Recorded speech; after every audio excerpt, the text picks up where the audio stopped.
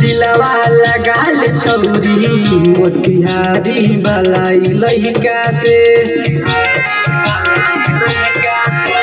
दिलवा लगाल छौरी मोतिहारी बलाई लइका से कौन चीज के करो न कमी कौन चीज के करो न कमी रखतौ तोरा पैसा से आगे दिलवा लगाल छौरी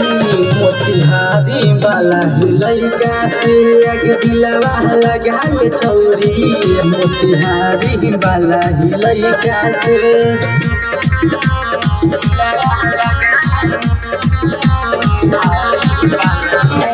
नया नया बाइक पर तोहके घुमाए नीतस मुरारी जाके शॉपिंग कराई